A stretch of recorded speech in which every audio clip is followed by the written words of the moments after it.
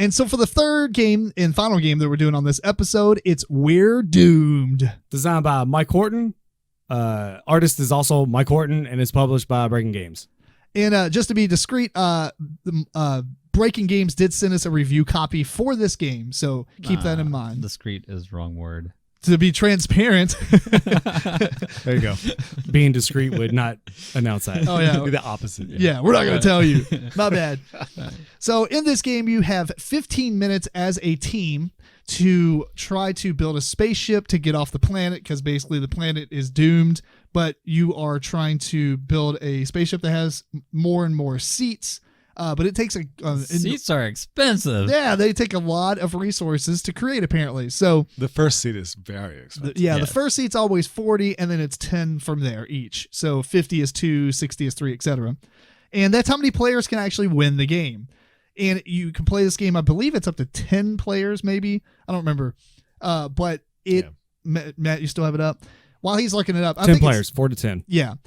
There are basically 5 actions that you can do, and everybody's going to take turns in a row doing one action. And at the end of that, there's a bidding round that you're going to throw resource tokens into the box, which is also at the end of the game how many seats that you can build, because you count up all these resources. And then whoever bid the most at that end of the round will be first player for the next round. They also get an influence, and they get to draw a card from this massive event deck. And a lot of these cards are meant to, some of them are to waste time. Like maybe it's a hot potato. You have to hand it to somebody who has the last name alphabetically first, and then that player has to hand it to whoever has the next birthday and stuff like that. Some of the cards actually will allow you to gather a bunch of influence, but maybe you have to put the card on the top of your head and leave it there the whole game. And if it falls, then you lose all your influence. And the reason you need influence is because at the end of the 15-minute timer, whoever has the most influence gets the first available seat, so on and so forth, and those players are the winners, and everybody else loses. You can be eliminated from the game, though. So there are 5 actions that you can do, and on your turn, you get to do one of these actions. You can gain 2 resources. You can indoctrinate, which is to gain 1 influence. You can propagandize, which is spend a resource to steal 1 influence from a player. You can invade, which will spend 1 influence to steal 2 resources from a player. Or you can nuke, which you spend 8 resources to eliminate a player. Now, there are 5 different types of these, I guess, what are these called? Like countries. Not really countries, but it's like political views, like theocracy, democracy. Yep. Corporatocracy. Corporatocracy.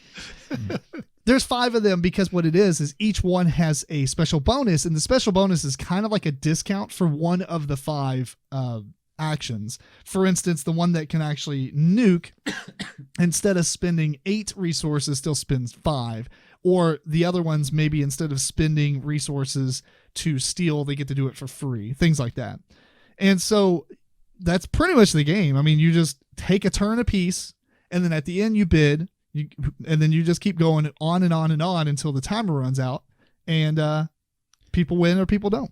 Which I would say, yeah, it is a 15-minute timer, and you kind of you want to keep up the pace because you want to get as much done in the smallest amount of time, which is 15 minutes. Yeah. Yeah. The timer component is the best thing about it. It's amazing. Massive timer. Which the hourglass it comes with, yes, is fantastic. Awesome. And we actually timed it as we played, and we did a stopwatch, so it was a few seconds off, but it's pretty much really close to 15 minutes. That's pretty good. That's pretty good in comparison to most games that come with sand timers. Right. Yeah. Unnecessary because in these days everybody has a phone. And you probably want to just use that if you want to get, right at 15 minutes. But, and you're not, having to watch this sand timer the whole time.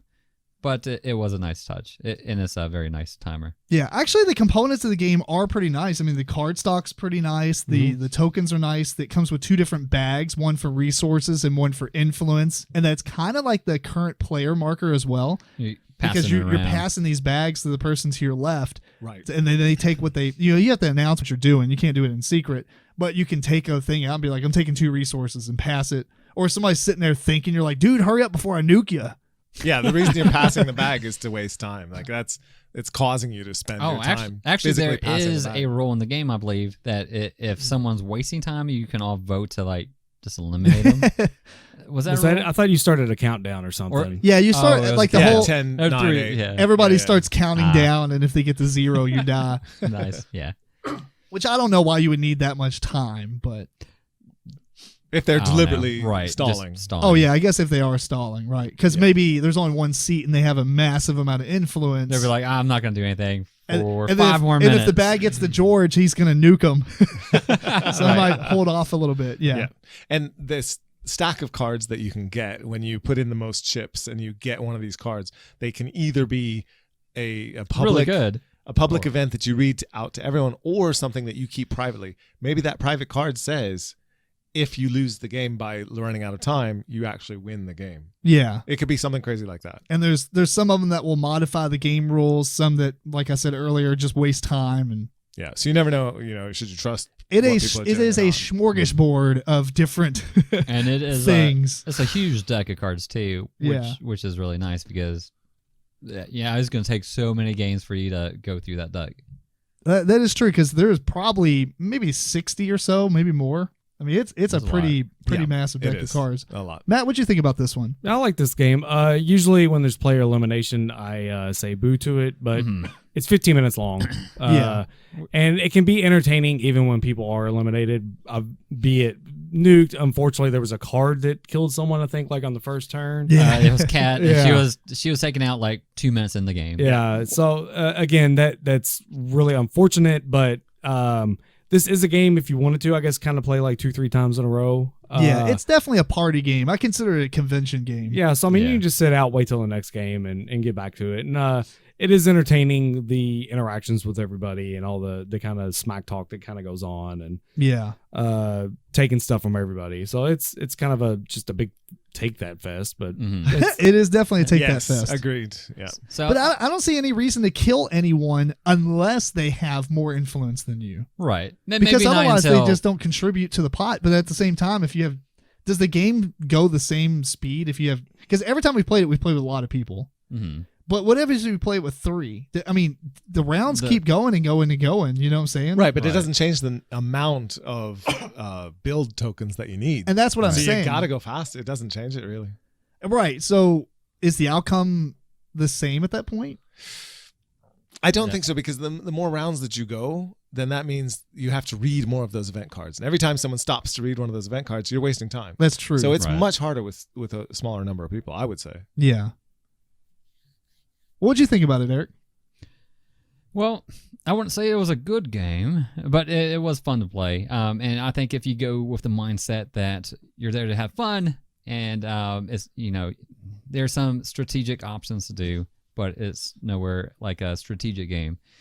So, yeah, and it helps to know that ahead of time, And it because is going to be it's going to be random. Those event cards are random. It's going to change the win conditions. It might just eliminate you, or like you said, it might just be a card to waste time.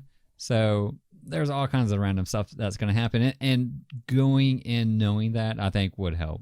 It does, yeah. Because when we played it at Origins, I believe, with a big group, we played it with 10 people.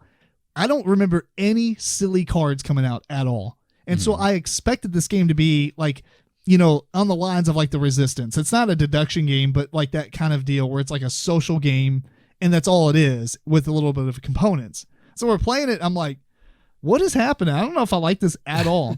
But then when we played it recently and we had those silly cards come out where you have to balance the card on your head or do silly things, I really get what it's trying to do, and I like it a lot for it. Mm-hmm. Now that I know that, it changed my mindset on it quite a bit, because I'm probably not going to bust this game out at home very often at all.